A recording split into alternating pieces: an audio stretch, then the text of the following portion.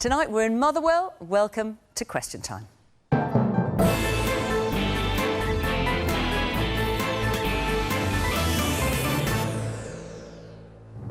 On our panel tonight, Michael Forsyth, former Secretary of State for Scotland under John Major. He now sits in the House of Lords as a Conservative peer, where he energetically argues the case for Brexit.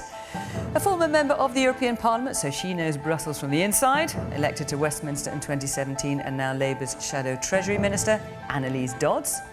Fiona Hislop, a member of the SNP for over 30 years, Cabinet Secretary for Culture, Tourism and External Affairs in the SNP government at Holyrood. Journalist, diarist and columnist for the Times newspaper, Hugo Rifkind, and British supermodel, author and campaigner, all-round polymath, Eunice Olamide.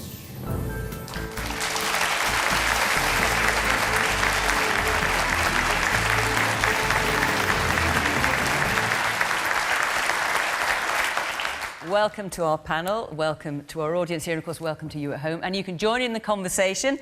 You can argue along using hashtag BBCQT on Twitter, on Facebook and on Instagram. Join in. We'd like to hear what you've got to say. So let's hear our first question tonight, and that is from Marianne Keegan. Do you agree with Donald Tusk that there is a special place in hell for those who have implemented Brexit without a plan?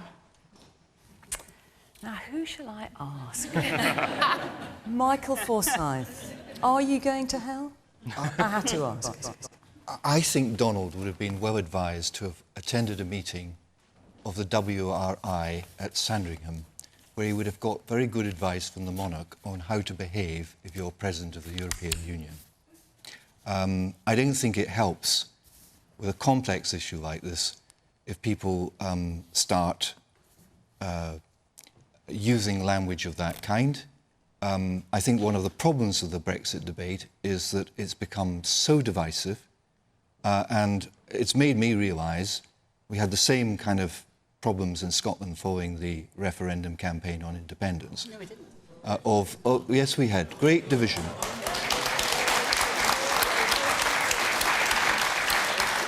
This audience, just look at this audience, how it's divided. And I think that I don't think I would ever vote for another referendum in my life, because they are extremely divisive and they're not a very good way of dealing with very complex issues.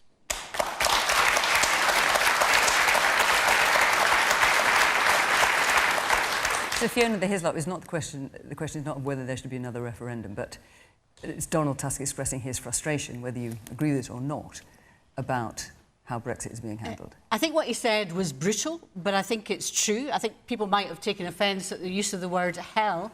But the point of his comment, I mean, he said with the leadership, it wasn't the voters, it was leadership, talked about not having a sketch of a plan how to carry out safely. And that's the point, safely, because we have 50 days to go. And we're no further forward than we were 2.5 years ago when they had the referendum. And why is that important? I've been spending a lot of time on the contingency for planning on a no deal. And this is very, very serious indeed. And what he's warning us of is those that voted to leave, they voted to leave, but they would have expected a leadership that would have known what they were doing or have a plan. 75% of Leave voters think the government are mishandling it. That's why we've got to stop the clock. We've got to make sure that she extends, or there's a request to extend Article 50. And there's got to be a choice for the people, because if the politicians can't work it at Westminster, Westminster cannot handle this properly, and the people need a choice. And the people of Scotland voted to remain. We're fed up being ignored. What about the millions who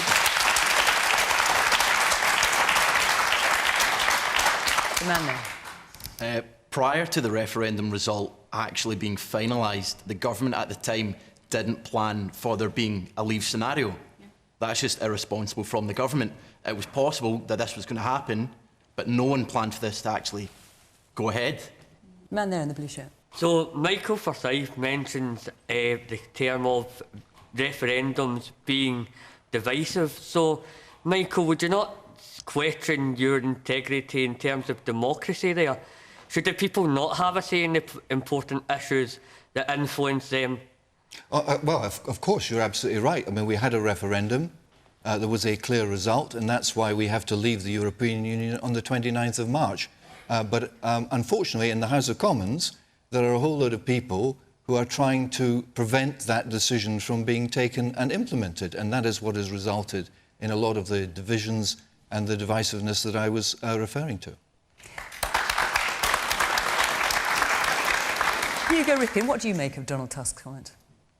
Look, senior British Conservative politicians in recent months have likened the EU to the Soviet Union and more recently to Nazi Germany. So I think Donald Tusk is being fairly restrained.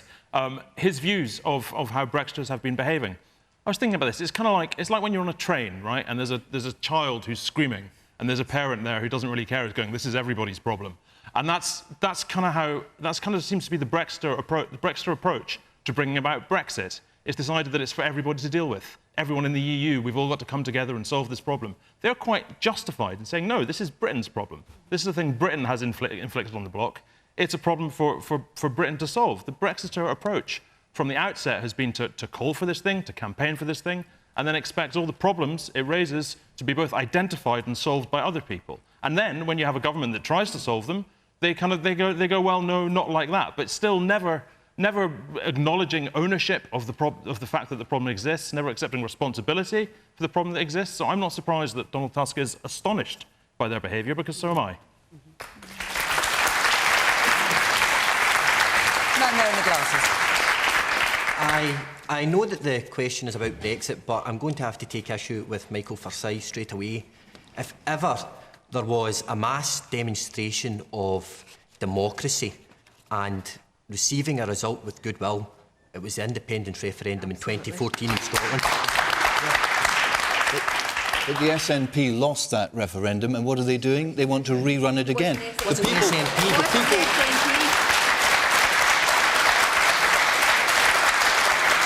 It's quite extraordinary that the people who argue for referendums are the same people who never accept the result of the referendums.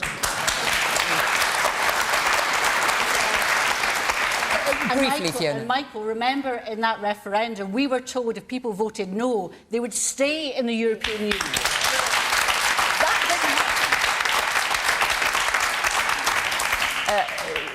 We're talking about Brexit and whether Donald Tusk had a point there. Annalise Dodds.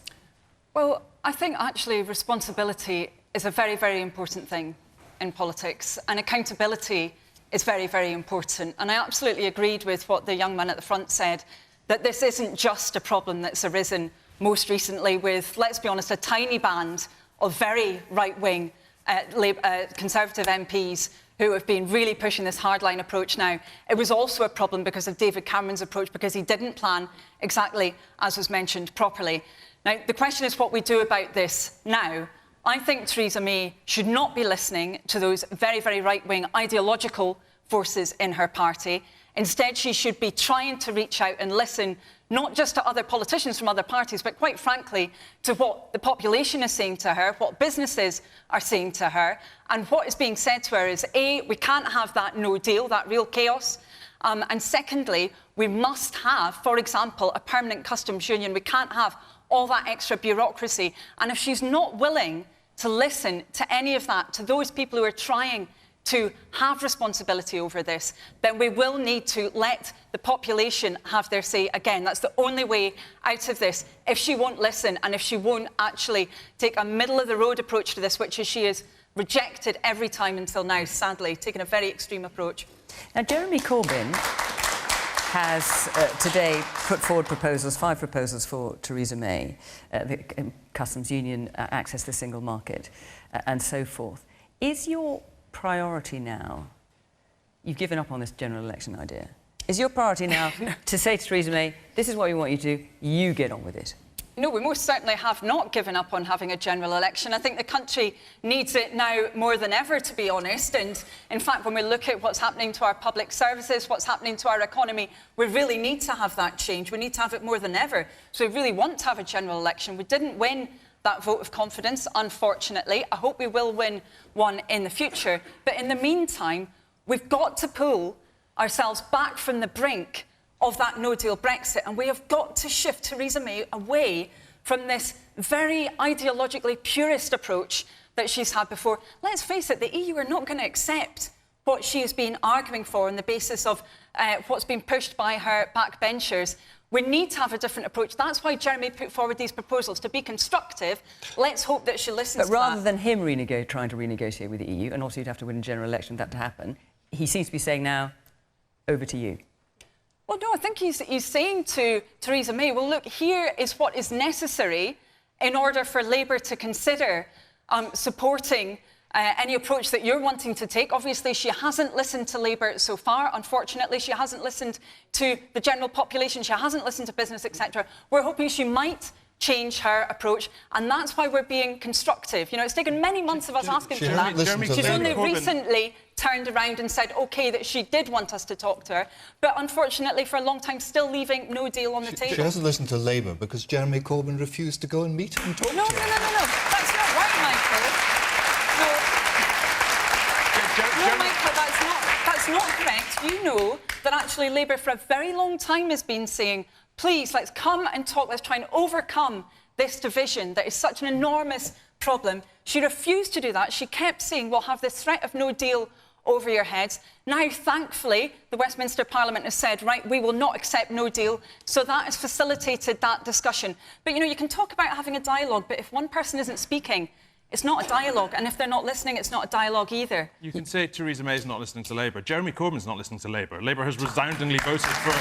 Labour passed a motion at conference for a second referendum. Labour members overwhelmingly support a second referendum. Jeremy Corbyn, he keeps it on the table, but he gives no indication about whether it's going to be used on the table. It's like a bit of cutlery for a course you're not having. OK, it just sits there on the table doing nothing. I'm sure you've got better things to do of an evening than read through Labour Party conference motions, but actually, when you look at that motion, you will see that what Jeremy is doing is exactly in line with that conference motion, which we discussed hundreds of us together, and it said that we would see... Was the motion not if there could not be an election, then the party policy would consider a second referendum? No, it said that actually we would look at all other options, including exactly what Jeremy is actually proposing. Look at in order to discount? Look at in order to try and get this government, which is about to push our country off a cliff, to change its approach. But if we're not able, not with our help at all, if we're not able to get that change in approach from government, then we would end up having to resolve the impasse somehow, and that could involve having what would be a third referendum and asking people again. But yes, hopefully after this you can take a wee look at the motion and re-familiarise yourself with it. I was there. OK. Meanwhile, we've got 50 days to go, folks. Anyway, we've also got an audience to hear from, and I'd like to hear from you, sir, in the red.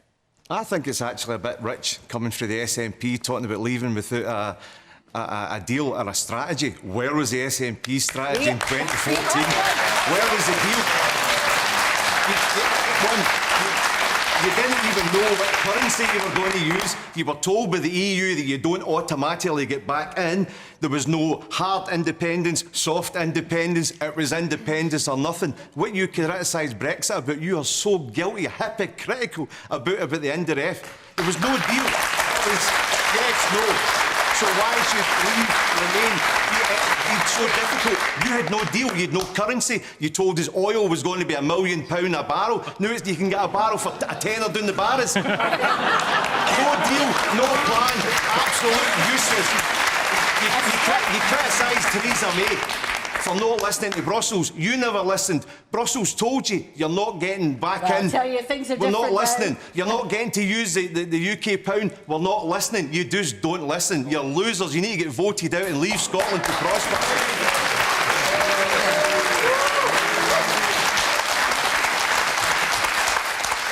I appreciate your point, a slight exaggeration. Can I say we had a white paper, whether you liked it or not, there were 600 pages of it.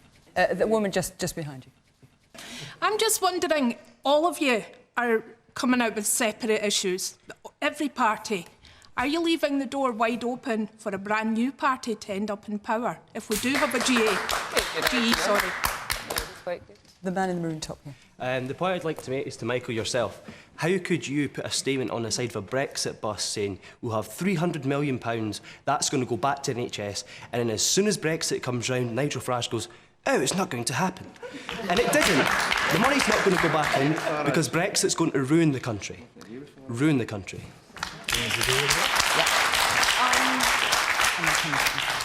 The £375 million a week was taken by taking the number from the Treasury on our gross contribution to the EU, which I think was about... Without including the rebate, that was the problem. Yeah, the gross number, the 18 billion number, and dividing it by the number of weeks, saying this is money we could spend on the health service.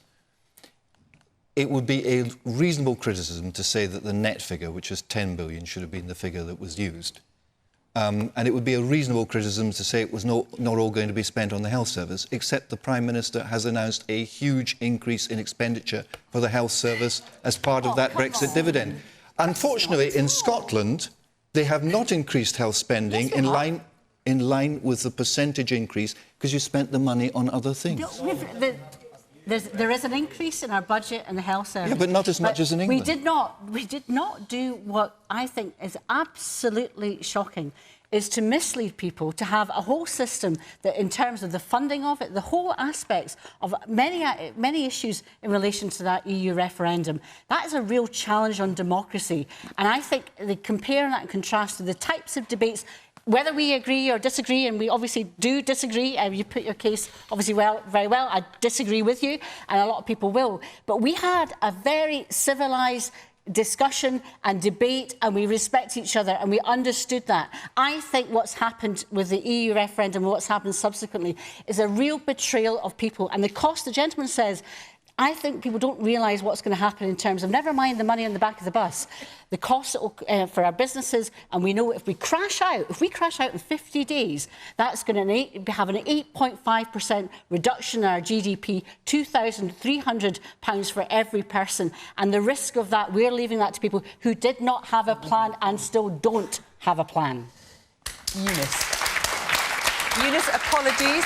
You haven't managed to get in yet. It's fine. I like listening to the banter and all that. But yeah, I really want to go back to the initial question. And that's always a good thing. Always a good thing. About leadership. And I mean, for me, when it comes to the whole topic of Brexit and the current situation that we're in now, there's a number of really significant and serious issues. Some of them are economic. Some of them are to do with legality of having a no deal. But for me, I'm quite concerned about the sociological implications of it. And what I mean by that is I work with a variety of young people and I have a business as well. And I think you've got to think about the message that the government is sending to people, which is basically, if you don't like something, you can just walk away from it and it doesn't matter. You can just crash out of it. And I just think that in life, that is not something that works. It doesn't matter what your relationship is. It could be business, it could be personal. You can't just walk away from things when they're not working from you. As a civilised society, in this day and age, we have to understand the concept of tolerance, we have to understand the concept of perseverance, and we have to come to a conclusion that works for everybody. So I just think that when we're talking about leadership, it is disappointing. It's disappointing that we're even considering the concept of no deal because there are legal issues with that. And, you know, there are a number of different things that weren't clear to us in the beginning, certainly to me, when we first had the vote, particularly regarding the backstop, but not just that. There are so many different things that have come out since we've had this conversation. And I do think that the leadership, going right back to David Cameron and Boris Johnson, was pretty shocking.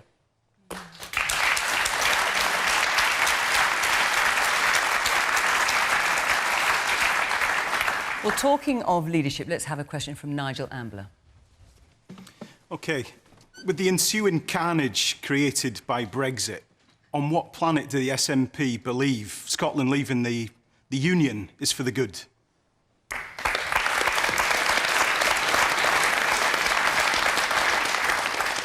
Annalise, I'm going to come to you first on that. Well, I have to say that I do agree with you. I think anybody who thinks that now is the time, for example, to have another referendum really doesn't understand the impact of the current chaos and uncertainty on the whole of the UK. I mean, I think it's having an enormous impact already on business, just on people's daily lives as they're very unsure about what the future holds, not least, of course, our EU citizens. So I think now is the wrong time to be reopening that question as well of Scottish independence. So I absolutely agree with you. I think it does seem like it comes from another planet.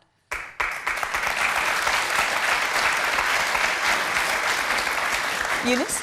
I think it's essentially about what the people vote for and what the people want, bottom line. But at the same time, let's be real, right? Scotland's got a population of about 5 million people, right? You're trying to tell me that 5 million people can't run themselves. That's like half of London. So I'm not saying that whether you're for independence or you're not for independence, I definitely think that it's something that we can do if that's what we want to do. So Fiona Hislop, you said we need to have the referendum before the UK leaves the EU. I mean, given that we haven't got a deal, potentially that means within 50 days.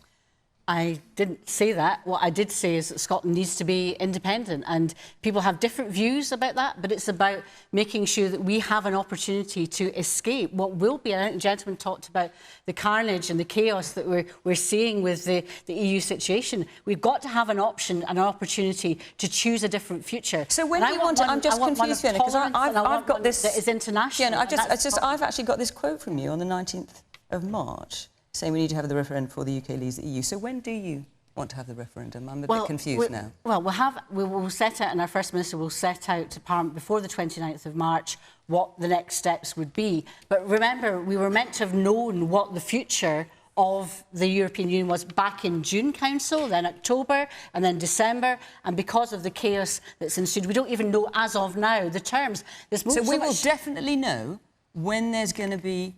or when... Well, I'm not going to announce it about... No, I'm not asking you to do it tonight, but before the 29th of March, Nicola Sturgeon is going to make that announcement, is she? She's going to say when there's going to be one. She has said that she'll set out the next steps, but we need to know... So that's not the same thing? Well, she said that on a BBC programme just recently. But in terms of what we need to... What does it mean? The whole point... Well, because what do we know? Where are we? We don't even know what the position will be in terms of the choice of the two futures. We have no idea, and I think people deserve to know we'll have left what on the 29th of March. If we've left on the 29th of March, then I think it'll be far easier for Scotland to pursue European Union membership, be accepted, because I think the people that questioned it back previously a number of years ago now understand exactly why Scotland needs to be independent, so we can control our own future, to make sure we've got economic growth, and we can choose a country that is tolerant, inclusive, international in outlook, and doesn't look back to a 1950s Britain that never existed. Let's come back to Nigel Ambler, who asked the question originally. What's your view on this? Well, it just doesn't make sense. I mean, we're stronger together, surely.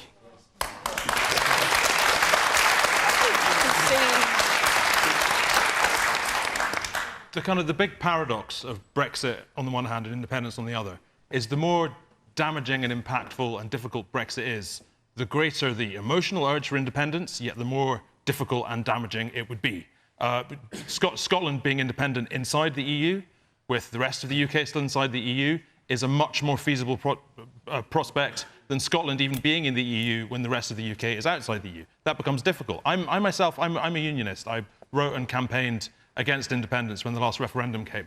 But I think it's one of the most damaging things of Brexit has been to the emotional fabric of our union. You cannot ignore the fact that Scotland chose one thing and England chose another. And I think what a major task for the Westminster government, for any Westminster government going forwards, is trying to put back together that consent, that emotional and political consent that we have for the union, which I think has sort of been sadly neglected since the Scottish referendum.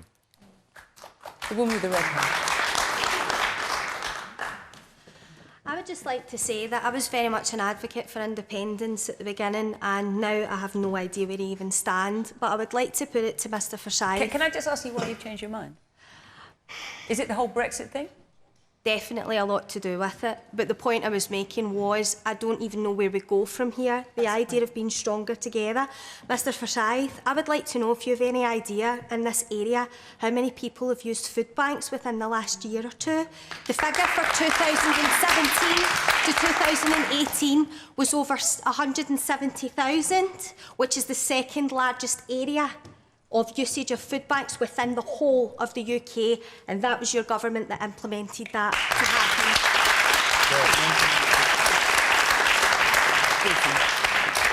Well, actually, welfare is going to be taken over by the Scottish Government, and they have refused to take it over because they're not organised.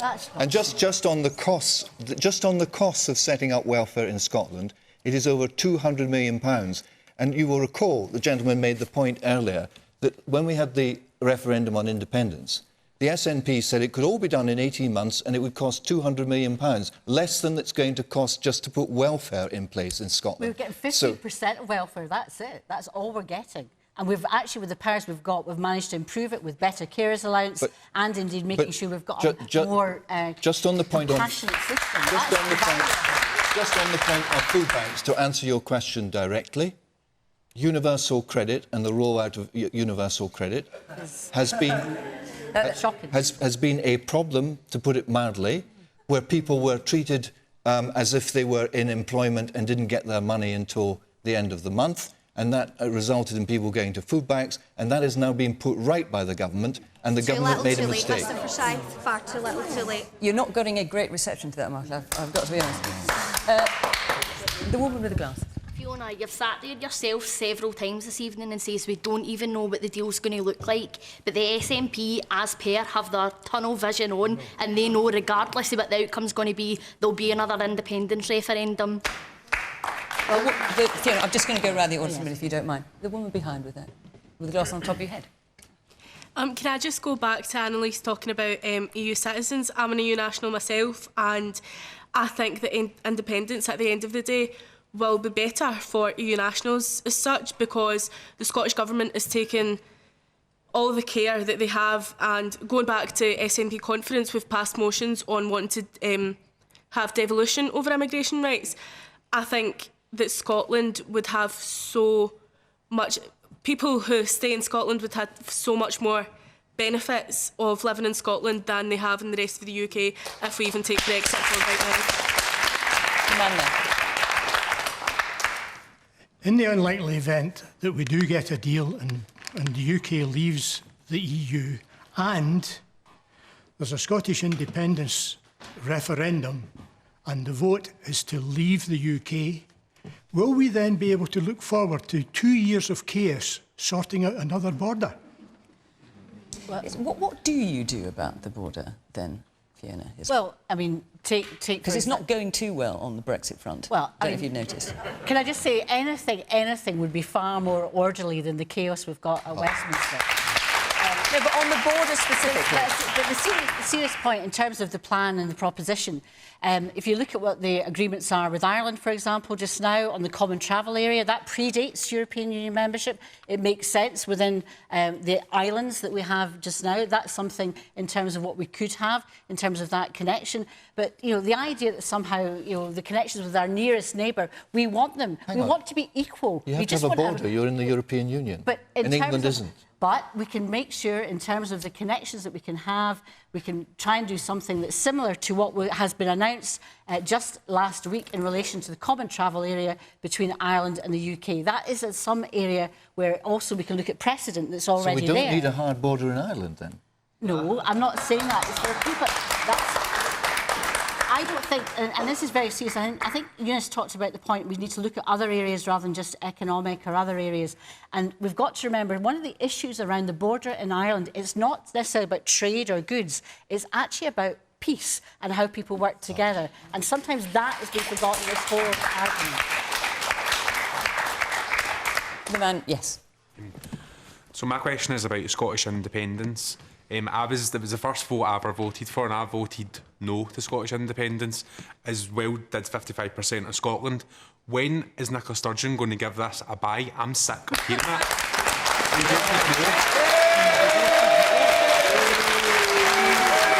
Hang on. We couldn't hear you, so you're sick of hearing about it?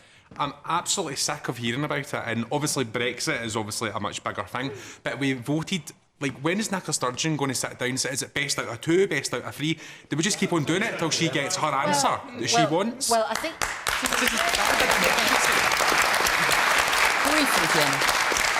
The SNP were voted in as a government in 2016 on a mandate that said that if circumstances change, like Scotland being dragged out of the European Union against our will, that there should be a referendum. That's what we got voted in, and that was the popular choice of the people of Scotland. The woman in the orange top. 16. From the 18th of September 2014, Nicola Sturgeon has been desperate to leave the UK government to separate it from him, but she's desperately wanting to be governed by Europe, European Parliament. Exactly. Where does it make sense? Quite right.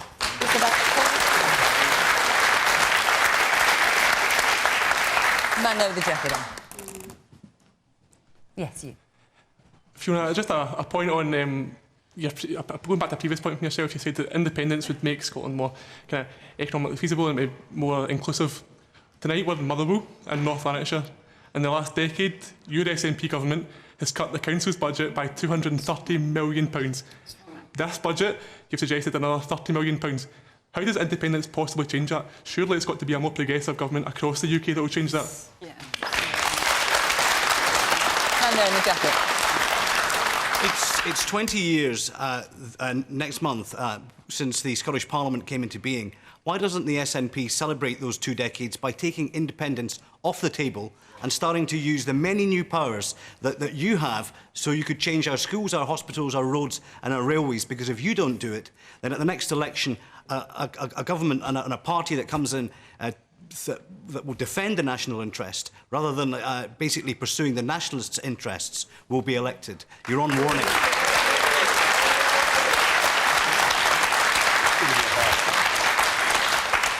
Yes, you're getting a bit of a hard time, Yes, Fiona.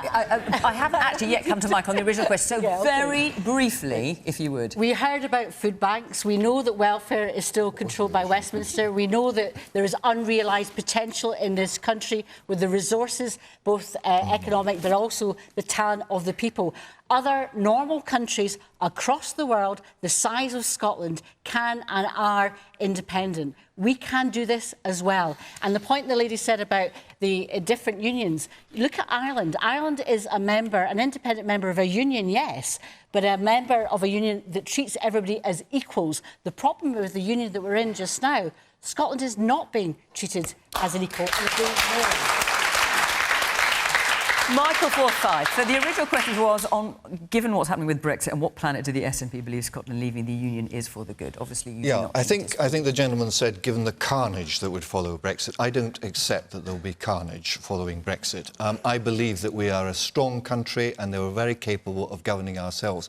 And the problem I have with the SNP saying that they want to remain in the European Union is the point that was made by the lady over here, which is the most effective slogan during the independence referendum was, we should make the laws which apply in Scotland. How that works if you're going to be in the European Union where the laws are made in Brussels and you would have less say, I don't know.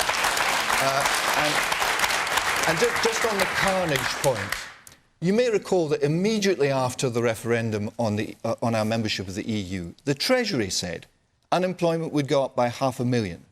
In fact, employment has gone up by 750,000. They said that interest rates would have to go up. In fact, interest rates were cut. But can I just say that the announcement by the Bank of England today about growth being forecast for the lowest in a decade, that's not going too well, is it? Yeah, well, I chair the Economic Affairs Committee and we have the Governor of the Bank before us every year. In fact, he's coming next month. And I can tell you that of his forecasts, if he gets 2 out of 12 right, he'll be doing very well. Wrong. That's what it is. No. I see. No. If you look back at his forecasts, they have been consistently wrong. And the one thing that you can forecast about economic forecasts is that they're probably not going to be right. So you think the Governor of the Bank of England is wrong in his current growth forecast that it will be the lowest UK growth for a decade? Well, he's just wrong. On past experience, he has been wrong consistently. Yes. So, speaking of being wrong consistently, I was reading today the Vote Leave manifesto. I believe you're on the board of Vote Leave, the closest to the manifesto, and not once in there was the Irish border mentioned. Not once in there were the words customs union mentioned. All the problems that have come up with Brexit were not foreseen by you, well, the customs by your movement. Sorry, on the customs union. The words customs union are not in there. Well, of course they're not in there, because we were wanting to leave the European Union, which means leaving the customs union. You didn't have to mention that that was part of what you were leaving. It's possible perhaps you hadn't heard of it at the time. Well, it's possible you haven't read... It's possible you haven't read... It's possible, Hugo, I'm surprised in your household, it's possible that you have not read the Conservative Party manifesto, which gives a commitment. Every single Tory MP was elected on a manifesto that said we will be leaving the customs union and we'll be leaving the single market. This was after the referendum. And that is what people voted for. And I did a number But why is the border not mentioned in there? Because it's not an issue. Seems to be a bit of an issue. It's not... Well, it's an issue by those people who are trying to reverse the result of the referendum. The EU Well, what do said... you think of the response you get from the audience when you say that, Michael? People are just laughing. No, well, I think it's because they've been listening to the BBC, who's made this an issue when it's not an issue. Oh, it's our fault! I mean, the EU... How could I have not realised it's the BBC's fault? Well, I can help you. The EU... I might pass on the that. The EU have said they don't want a hard border. The Irish government have said they don't want a hard border. And the British government has said they don't want a hard border. So who exactly is going to put this hard border in place? Fiona Hislop. Now, there are so many hands up, and we could talk about this for the whole hour. Shall we not? Shall we move on? What do you think? Yeah? OK. Margaret Miller-Thompson. Is cancelling the premiere of Liam Neeson's latest movie an overreaction to his confessed actions more than 4 decades ago? So, just to remind people, of course, that Hollywood actor Liam Neeson revealed that 40 years ago he said a friend of his was raped, he says, by a black person. He then said he went out to pick a fight with any random black person and was hoping that he would kill that black person. He then said he was appalled by that and that it was a medieval reaction and he didn't condone it in any way. Hugo? I mean, he's not the first Hollywood celebrity to say something ridiculous in an interview. As someone who sometimes does interviews with Hollywood celebrities, I hope that long continues.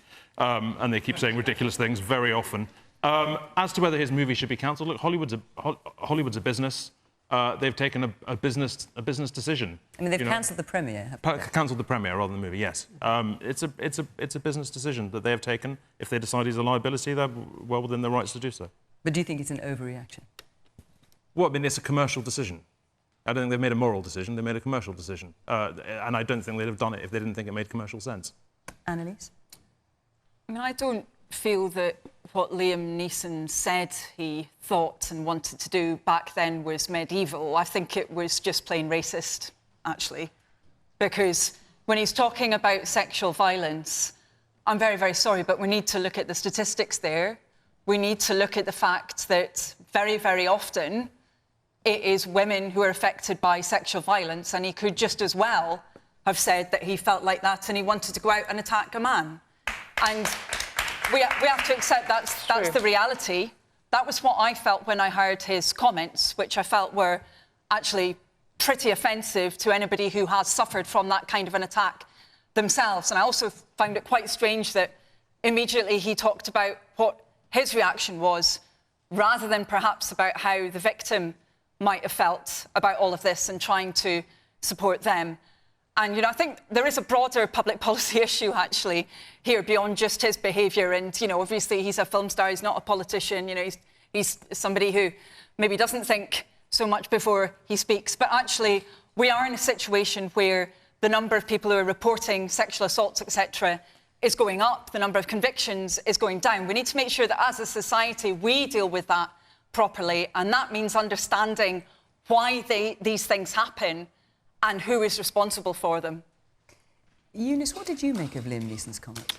I think it was, in one sense, I think it's good that he said what he thought. And the reason why I think it is good, because there does seem to be a sort of what I would call almost collective amnesia about how it is that people of colour kind of came to certain parts of the world. And I think that is really, really important. And the reason why I say that is because, you know, obviously I am African and Scottish. I was born in Scotland. And throughout my life, I've travelled across the world and I've been the victim of various persecution because of the colour of my skin. Now, if I was to think to myself, oh, because this person did this to me and they were white, then that means that I wouldn't be able to talk to or interact with anybody practically in the entire country that I live in. So I think it's absolutely ridiculous that you discriminate or judge anybody based on the colour of their skin.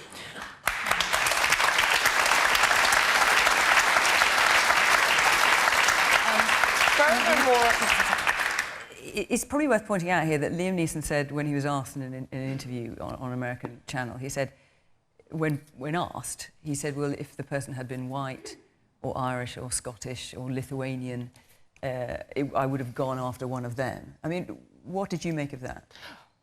I think that's pretty ridiculous, I've got to be honest with you.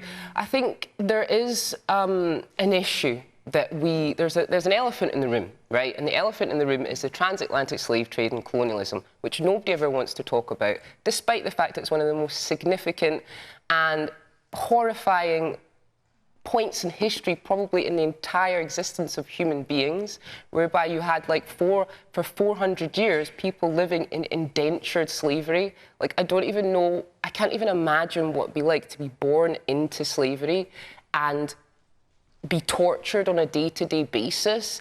When those people who were given freedom or civil rights in the 60s, between sort of 64 to 68, it's very, very recent history.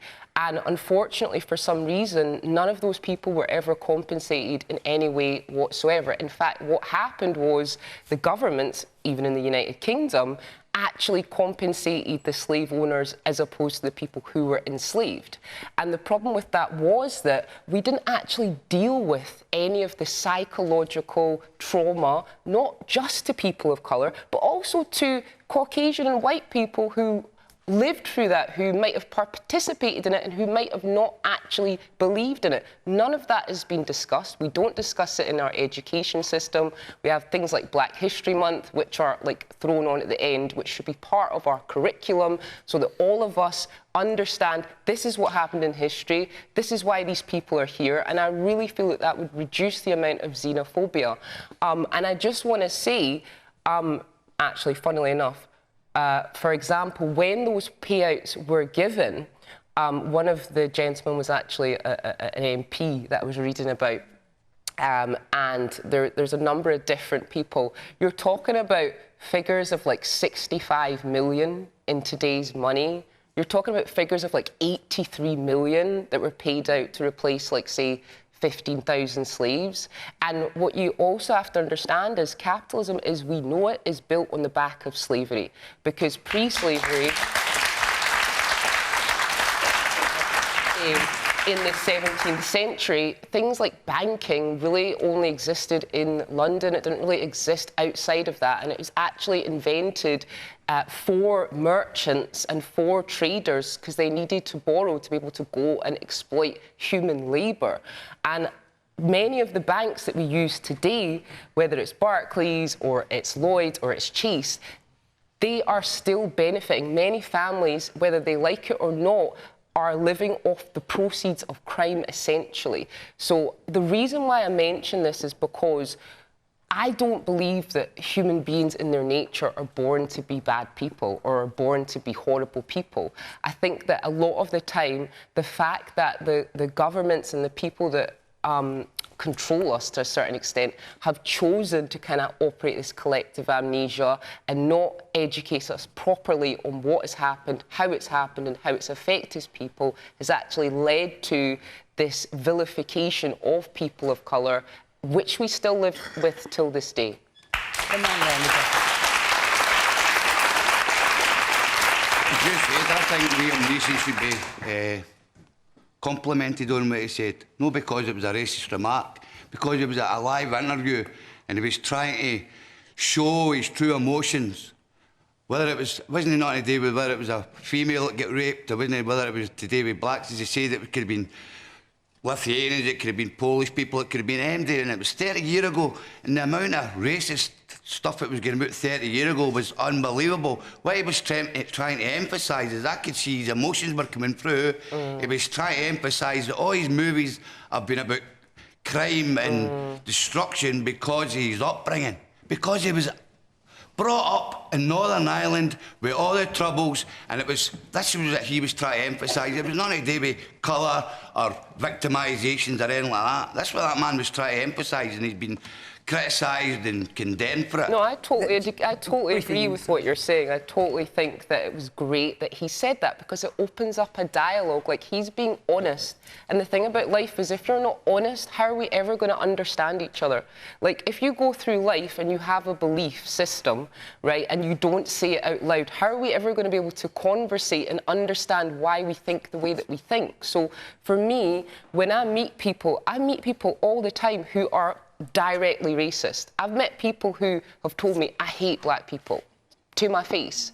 And then, but because they've said it, I've then been able to come to them with another example, or I've been able to start a conversation with them. And you'd be surprised how much human beings, when you have a conversation, a real heartfelt conversation, can actually achieve. In the check shirt. No, further back. The woman in the check shirt. I think, as Annalise said, it probably has come across to a lot of people that it was a very directly racist comment. But I think if everybody was judged or had consequences based on things that they'd said or done when they were particularly angry or upset, we'd all be out of a career, we'd all have no friends. I think, you know, it was something he'd said at a very angry time. He went on to say that he didn't condone his behaviour, and he didn't know why, he didn't understand why he felt like that.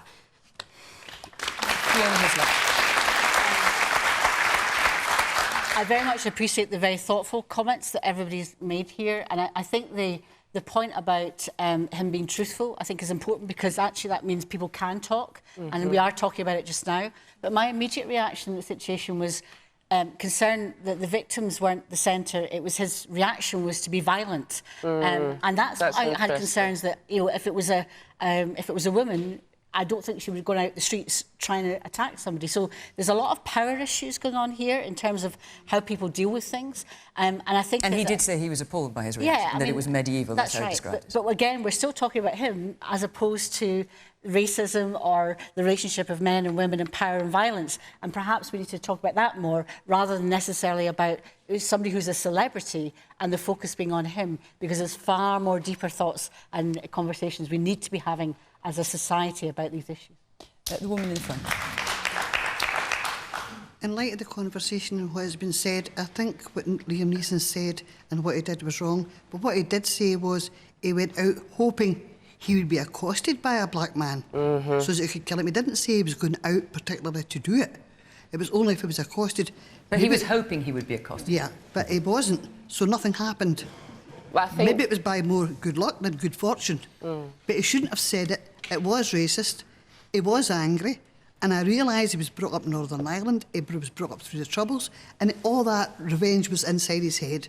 And that's why he reacted the way he did. Could I just make one little point on that as well? Is I think the reason that he was waiting to be accosted was because he understood that legally, if he just went and attacked somebody, he would get in trouble. So he was actually kind of waiting for somebody to approach him for the most insignificant thing so he could then lay out his retribution. I mean, that's your assumption, he hasn't made that. Yeah, of course. Michael Forsyth. Well, I thought he was just trying to promote his film and said... and you know, just broadening this away from that, I mean, I do think there is a tendency for people to say very extreme things on the internet and elsewhere in order to draw attention to things and in order to get publicity and the rest. And I think it was very unfortunate. I think it's very unfortunate that the idea that somebody could go around for a week thinking that they wanted to kill someone, that is in the domain. There are a lot of people out there who are, you know, perhaps suffering from mental illness, perhaps have problems, who will see this stuff, and I think it was deeply unwise. As to whether or not his film should be cancelled, I think there's a lot of hypocrisy in Hollywood, actually, and I think Hugo says it's all about business. Well, I think if he made a mistake, and he said he's made a mistake, and I don't see that that's a reason necessarily to cancel his film, which I don't know the detail on it, but I read in the newspapers, which is ironically about revenge. which is the reason he brought it up, I think. Exactly, that's my point. I mean, this is what's strange about this story. They're all about revenge. He's been doing for 17 years. He's been doing films about revenge, and in one 10-minute interview, he finally tells this story. It's very peculiar. Yeah. I should tell you that Question Time comes from Aylesbury next week, where we'll be joined by Jacob Rees-Mogg. Mate of yours, Michael? Good man. And the founder of Wikipedia, Jimmy Wales. And the following week, we are in Cheshire. And details of how to apply for the audience are on the screen. I'll give them again at the end, so you can take them then if you haven't got a pen and pencil handy. Now, there's one question. Of all the questions you submitted tonight, obviously we tend to we choose the questions that most of you have asked. There's one question that did get quite a lot of attention. Isabel Patterson. Why is there a bar in the House of Commons? Like everyone else here, I assumed they were there to do a job, not to drink.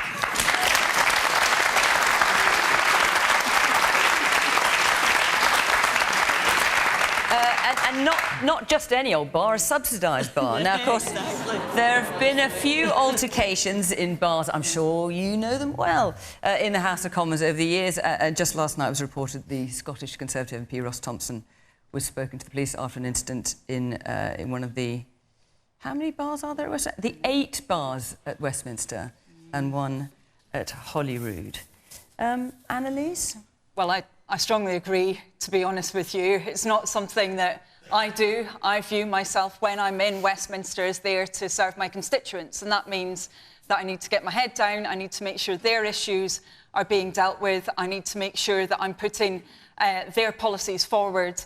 And that I'm serving them, and indeed trying to serve the country in the best way that I can. And I think, to be honest, you must drink in the bar sometimes. I do. The only times that I do, and actually he's here, my brother is here somewhere, I think, in the audience, and it's when he comes to visit me is when I've been there, which tends to happen, I think it's happened twice since I've been a Member of Parliament, because, you know, this is a job where, let's face it, MPs get paid very, very well.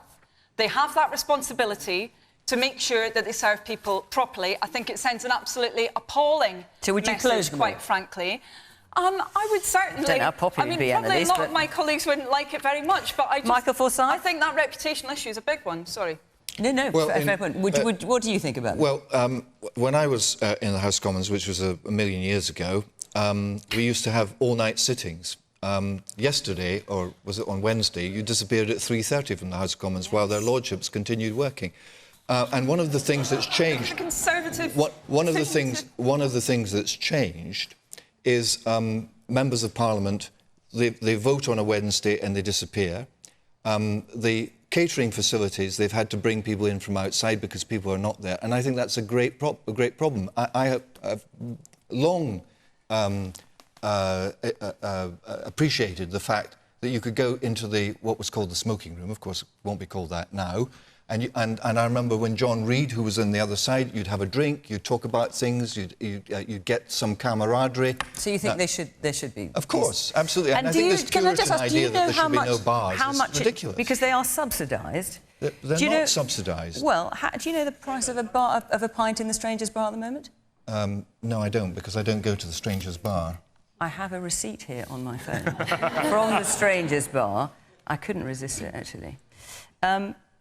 £3.36 for a pint in the Strangers Bar. And the average price of a pint in a London pub is £5.19. Yeah, well, the House of Commons doesn't pay rates, of course. But I mean, if you look at what is happening now, where the facilities are used for private functions for the public to come in, and that money is used to reduce the costs. Mayor, can I just say that there are very good reasons why there are bars in the House of Parliament, and that's because it's better to keep them locked up in there than to let them out. And they are full of journalists, Hugo. Well, I think there's a few MPs there, in fairness. The woman, yes, there. Yeah, I don't know if anyone saw some pictures on the social media today, and it was some of them asleep in the House in Parliament. And I'm just wondering, are they sleeping the drink off? You know, or did they have a heavy night? And whose money are they spending? Our money. They're well-paid public employees. And if I was sleeping at my work, I would get sacked. So why are these people, why are we paying them to sit in the bar or whatever they're doing, but they're sitting sleeping on the job, and I think it's dreadful.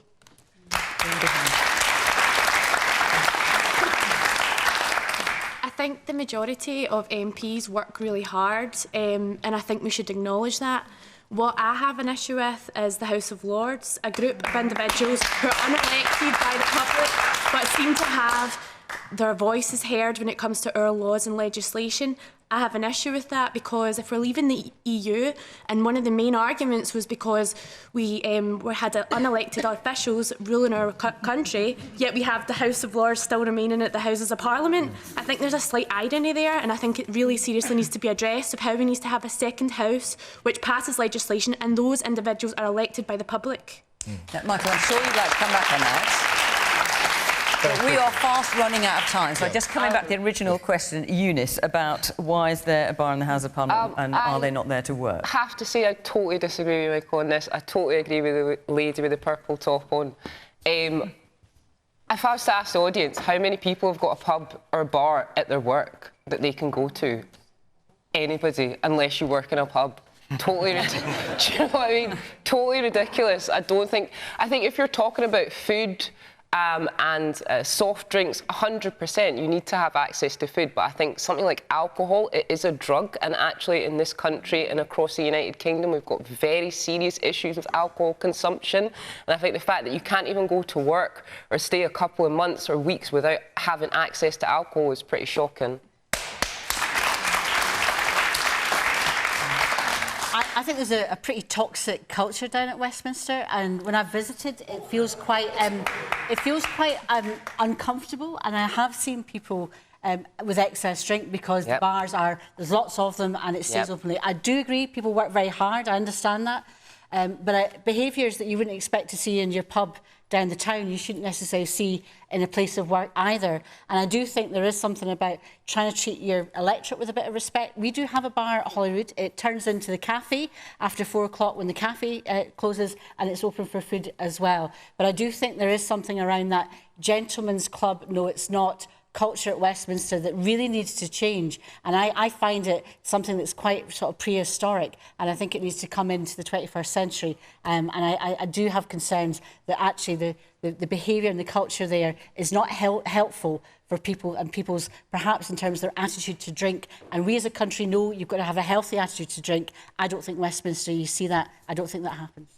On that note, I'm afraid, and Liz, I can't make a because our hour is up. There's lots you'd like to talk about drink at Westminster, but our hour is up. Next week, let me remind you, we are in Aylesbury, and the week after that, we're in Chester. You can call 0330 123 9988 if you'd like to be in the audience, or go to the Question Time website and you can follow the instructions there.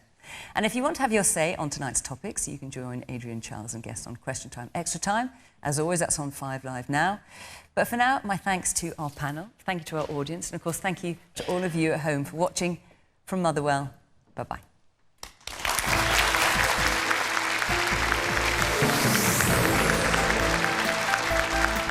Michael Portillo and Alistair Campbell join Andrew for This Week in just a moment. And to keep up with all the gossip from Westminster and Brussels, listen to the Brexit Cast. Just download the BBC Sounds app.